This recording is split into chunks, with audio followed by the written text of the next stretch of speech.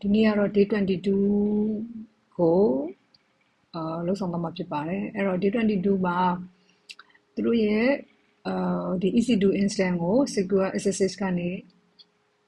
access လုပ်ရမယ့်ပုံစံလေးဖြစ်ပါတယ်အဲ့တော့ start ကိုနှိပ်လိုက်ပါမယ်ထုံးစံတိုင်းခဏဆောင်ပေးရပါမယ်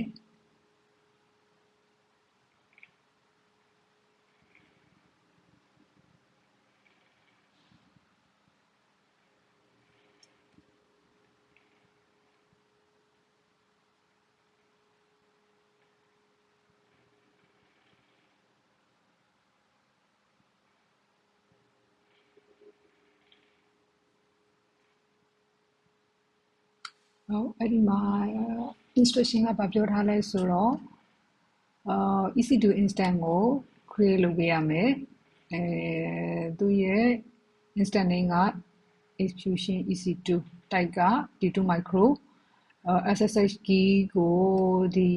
မှာ root SSH အောက်မှာ SSH key ကို create လုပ်ပေးရမယ်ပေါ့နော်အဲ့ဒါပြီးရင်အဲ့ဒီ key ကိုသူ့ရဲ့ root ရဲ့ EC2 instant ရဲ့ root အောက်မှာရှိတဲ့ authorize key အောက်မှာတွားပြီးတော့ထည့်ပေးရမယ်အဲ့ဒီခုနထုတ်ထားတဲ့ key လေးကိုပေါ့လေအဲ့ဒါပြီးရင်ဒီ AWS client ပေါ့နော်ဒီဘက် terminal ကနေပြီးတော့ SSH key ကိုဝင်ကြည့်ပေးရမယ်ပေါ့နော်အဲ့ဒါဆိုတော့3ပိုင်းလောက်မှာဖြစ်ပါတယ်အဲ့တော့ဒီ console လေးကနေဝင်လိုက်ပါမယ် console ကိုဝင်ဖို့အတွက်ဒီရဲ့ username password လေးကိုသုံးလိုက်ပါမယ်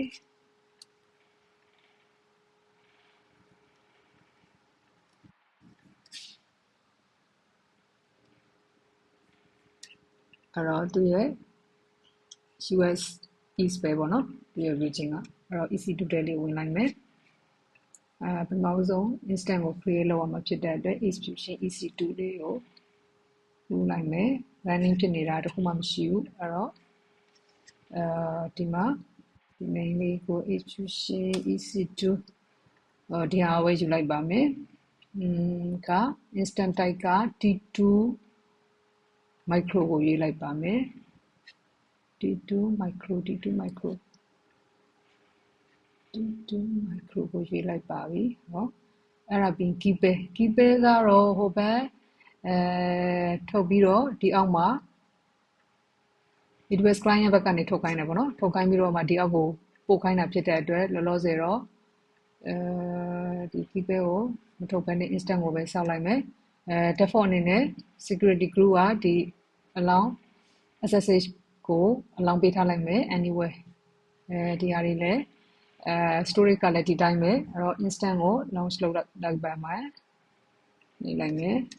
အဲ့တော့ instant လေး create လုပ်နေတယ်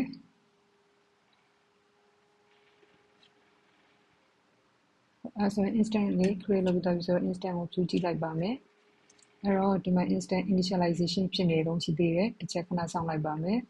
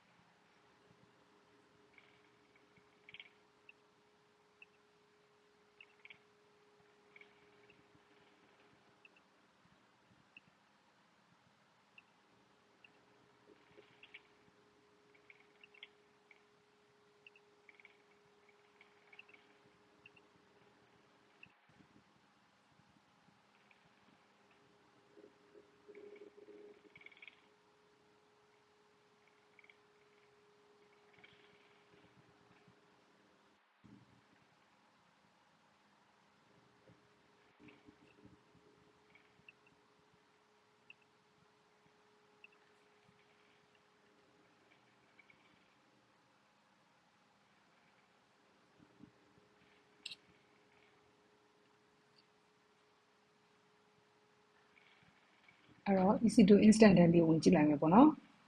ဒီမှာဆိုရင် pass ဖြစ်သွားပြီပေါ့ခုနကဒါလေးအတွက်ခဏစောင့်နေရတာပါအဲ့တော့ EC2 ထဲလည်းဝင်လိုက်မယ် running ဖြစ်နေပြီသူ့ရဲ့ public IP လည်းရှာနေပြီပေါ့နော်အဲ့ဆို connect လုပ်ကြည့်လို့လည်းရတယ်အဲ့တော့အရင်ဆုံးဒီကနေပြီးတော့ key chain လေးကိုအရင်ဆုံးထုတ်လိုက်ပါမယ်အဲ့တော့ key chain ထုတ်ဖို့အတွက်သူပြောထားတာက instruction ပေးထားတာကroot အောက်မှာလို့ပြောတဲ့အတွက်ကျွန်တော်တို့ဒီကနေ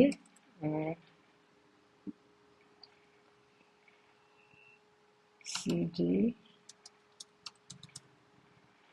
root အောက်ကိုဝင်လိုက်ပါမယ်အဲ့တော့ ls နဲ့တစ်ချက်ကြည့်လိုက်မယ် cd ssh key ထုတ်အောင်မှာဖြစ်တဲ့အတွက် root အောက်မှာ .ssh ssh နဲ့ဝင်လိုက်တယ်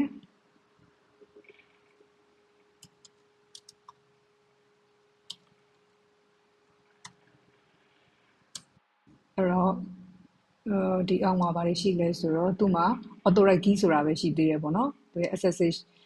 key မထုတ်ရသေးဘူးဆိုတော့key ထုတ်ဖို့အတွက် command ssh dash key chain ကိုသုံးလိုက်ပါမယ်အဲ့ဒီ command နဲ့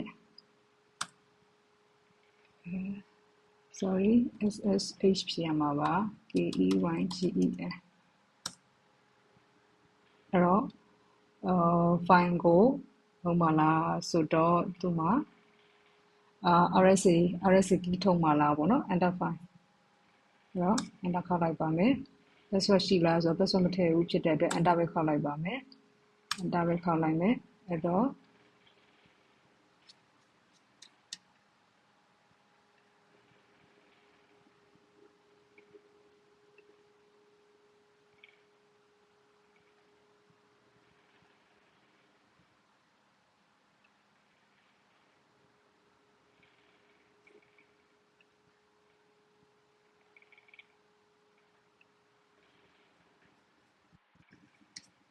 SSH key ရောက်ပြီလားဆိုတော့ ls နဲ့တစ်ချက်ကြည့်လိုက်ပါမယ်အဲ့တော့သူ့မှာနှစ်ခုရှိတယ်RSA နဲ့ RSA public key ဆိုပြီးတော့ private နဲ့ public key ပေါ့နော်ဒါ RSA နှစ်ခုရှိတဲ့ဟာကိုမှ RSA နဲ့ key ထုတ်လိုက်တာပေါ့နော်အဲ့တော့သူ့မှာ public key နဲ့ဒီနှစ်ခုရောက်လာပြီပေါ့နော်အဲ့တော့နှစ်ခုရလာတဲ့ဟာကိုမှတစ်ချက် view လေးနဲ့ကြည့်လိုက်ပါမယ်အဲ့တော့ ls ခုနက command နဲ့တိုင်းပဲတစ်ချက်ပြန်ကြည့်လိုက်မယ် ls -lh အဲ့တော့ဒီမှာ authorize key အပြင် RSA private key နဲ့ public key ပါရလာပြီပေါ့နော်အဲ့တော့အဲ့ key ကိုဒီဘက်မှာ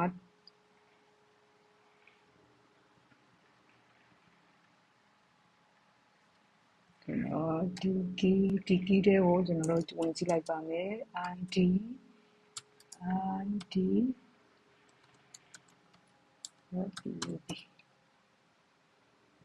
RSA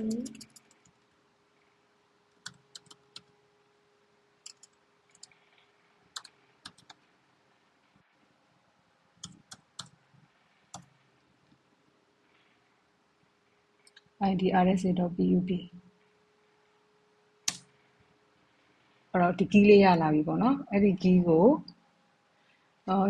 ဒီ instruction ပေးထားတဲ့အတိုင်းအဲ့ဒီ key ကို authorize key ထဲမှာတွားပြီးတော့ထည့်ရမှာပေါ့နော်ဘယ်ဘက်မှာလဲဆို EC2 instant ဘက်မှာတဲ့အဲ့တော့ဒါလေးကိုတော့ copy ကူးလာခဲ့မယ်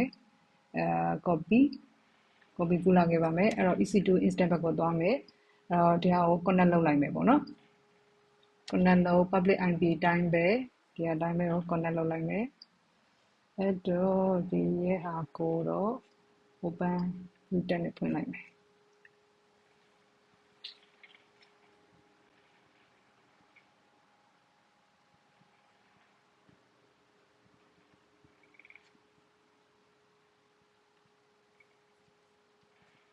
အဲ့တော့ connect လုပ်နေတယ်ဆိုတော့ခဏတော့စောင့်ပေးရပါမယ်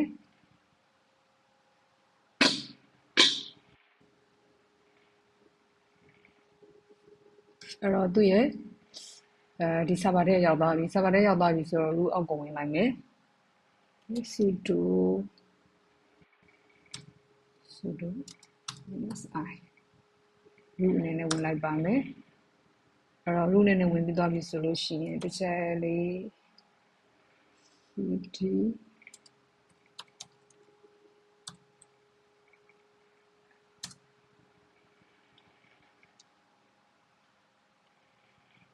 ls နဲ့တစ်ချက်ကြည့်လိုက်ပါမယ်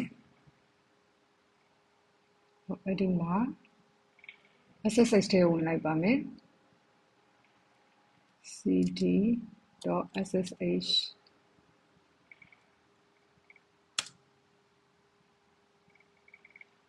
SSH ထဲဝင်လိုက်တယ်အဲ့တော့ ls နဲ့တစ်ချက်ကြည့်လိုက်ပါမယ်သူထဲမှာခုနက authorite key ပေါ့နော်အဲ့ authorite key တစ်ခုရှိနေတယ်အဲ့ဒီ authorite key တဲ့ကိုကျမတို့ခုနကထုတ်ထားတဲ့ public key လေးကိုလာထည့်ရမှာဖြစ်ပါတယ်အဲ့ဒီကြတော့မှထည့်ပြီးတော့မှဒီရဲ့ server ထဲကိုSSH နဲ့ဝင်မှာဖြစ်ပါတယ်အဲ့တော့ဒီဟာထည့်ဖို့အတွက်ကိုvim authorite key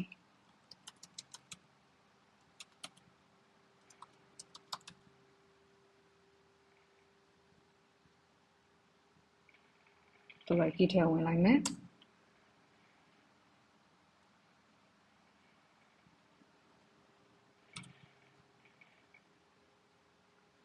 အဲ့တော့ insert mode ဝင်သွားပြီပေါ့နော်အဲ့ insert mode ထဲကိုခုနကယူလာတဲ့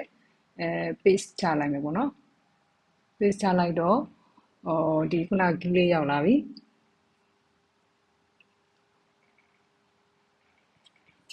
အဲ့တော့ရသွားပြီဆိုတော့ဒီ key ထည့်ပြီးသွားပြီပေါ့နော် key ထည့်ပြီးသွားပြီဆိုတော့ escape လေးတစ်ချက်နှိပ်လိုက်မယ်ပြီးရင်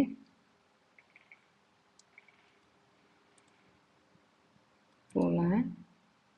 WQ နဲ့ save and quick နဲ့ထပ်လိုက်မယ်ထပ်လိုက်တော့ဒီဘက်ကိုပြန်ရောက်သွားပြီပေါ့အဲ့တော့ဒီရဲ့ key ထဲမှာခုနကဒီ authorite key ဆိုတဲ့ file ထဲမှာခုနက key ဝင်သွားပြီပေါ့public key ထည့်လိုက်ပြီပေါ့ public key ထည့်လိုက်ပြီးတော့အဲ့ဒီ key ရသွားပြီဆိုလို့ရှိရင်တော့ခုနကဒီဘက်ကterminal ကနေတစ်ချက်access ရလားဆိုတဲ့ဟာကိုဝင်ကြည့်ရမှာဖြစ်ပါတယ်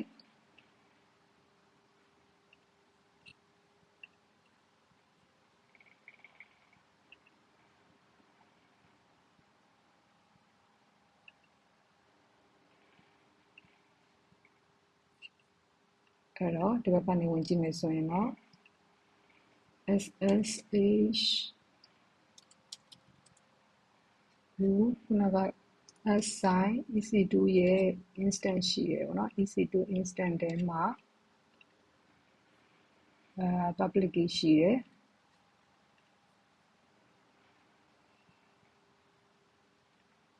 paste လုပ်လိုက်မယ်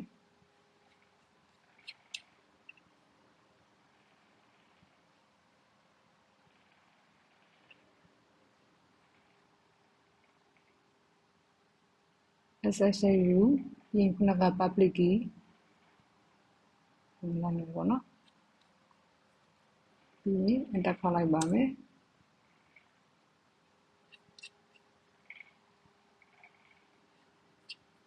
အဲ့တော့ fingerprint နဲ့ဒီ connecting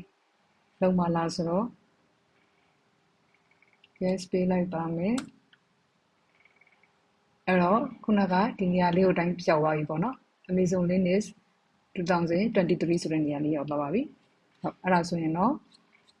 ခုနကဒီ SSH ကိုဒီကနေပြီးတော့ဝင်တဲ့ဟာလေးlab လေးကတော့ပြီးသွားပြီပေါ့နော်ဒီအထိပဲပေါ့အဲ့တော့မှန်ကတော့ကျမတို့ဒီ check လုပ်လိုက်ပါမယ်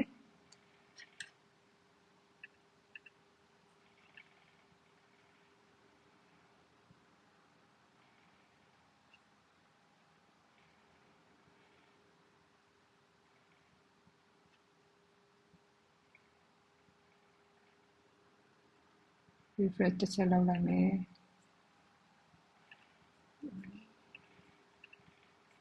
အ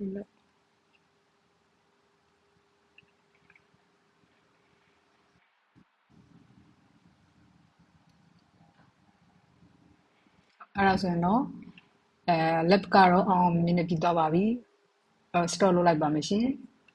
yes YouTube လေးကိုကြည့်ရှုပေးတဲ့သူအားလုံးကျေးဇူးတင်ပါတယ်ရှင်နောက်day 23မှာပြန်တွေ့ပါမယ်